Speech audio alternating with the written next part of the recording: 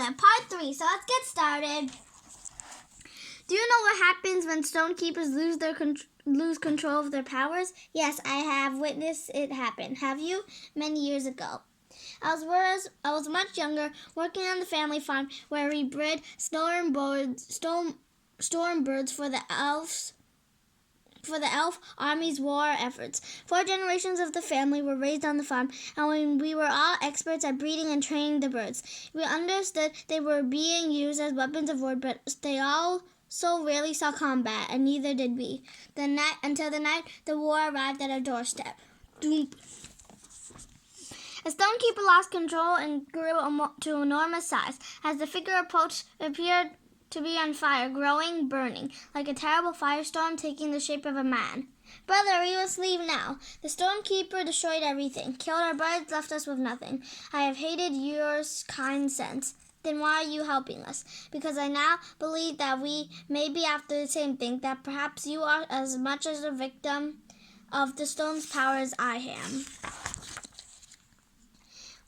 When we last encountered each other, you had a chance to kill me. Instead, you tossed me out like an insect. You could have exacted vengeance on me for kidnapping your families and stealing their memories. It's what the stone would have told you to do. Instead, you choose to show mercy. You let me live. Poof. From that day forward, I knew the Elf King would cast me as a fugitive for following him. I knew he would hunt me down. I also knew he would want the memories I stole from his enemies, so I hid them beneath the sea. These caverns were discovered by the Cielo Sky long ago. They found a signal suggesting a second mother stone was buried deep within the caverns, so they went to great lengths to find it. Did they find it? No, they discovered something else. What produced the signal was not a mother stone. Instead, they found a structure that looks like a giant spaceship. But the war broke out, and all of their missions to the research ship were ditched in favor of the war effort. That's when I discovered it left abandoned. I found it by way of Algos Island, when people still lived there peacefully. So what happened on the island? Some Algos Island citizens seemed to be frightened of us when we approached. Why? What do you think? Because the stonekeeper killed them all. Was it masks? No. It was a much younger stonekeeper who lost control of his powers, and when he lost control, he turned into a monster.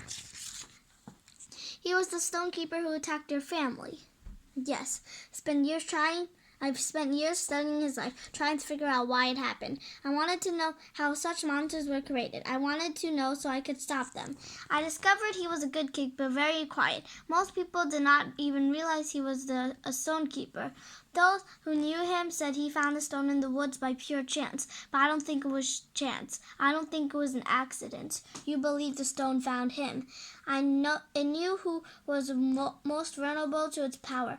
It knew who it could turn to its side. Now you believe that we are headed down the same path. You think we will become monsters. History teaches us that you will both lose this battle. You will lose because you were chosen for your weakness and not your strengths. The voice and its masters have a plan for you, and they will execute it. The best you can do is try and stand in its way. You seem to be a very resilient warrior. I find it hard to believe you would give up on this fight. I haven't given up. I'm just letting you know the truth. You will see for yourself when you enter the cortex. What you see will affect you emotionally. It may drive you to make irrational decisions. It is how stonekeepers lose control. This time of vulnerability will be the opening the stone is looking for. This is when we will lose you to its side. If you think that can happen, you don't know me well. I don't have to know you at all. Only the stone does.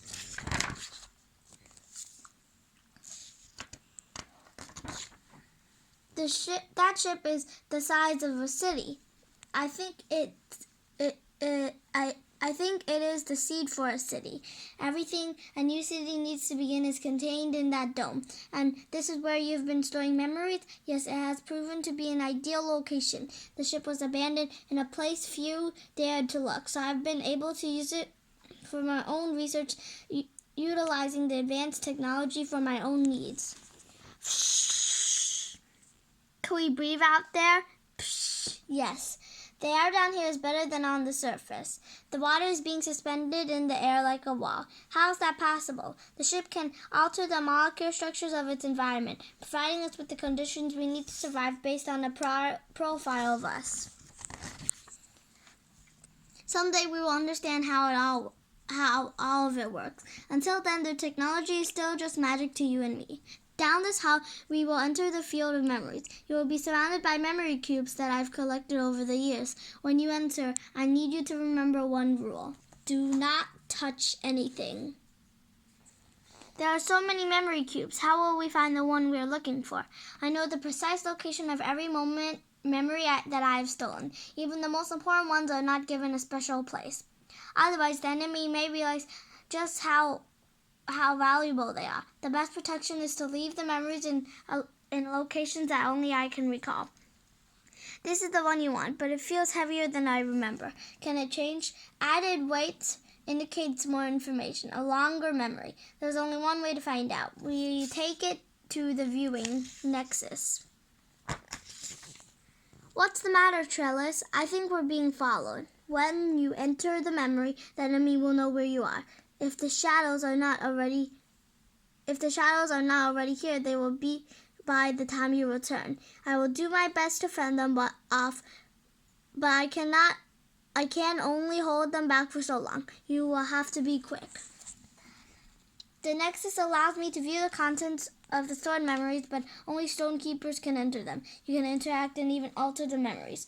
A most invaluable gift.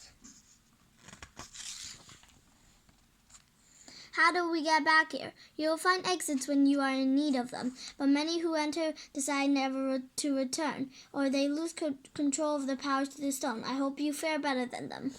How can we trust that you will be here when we return?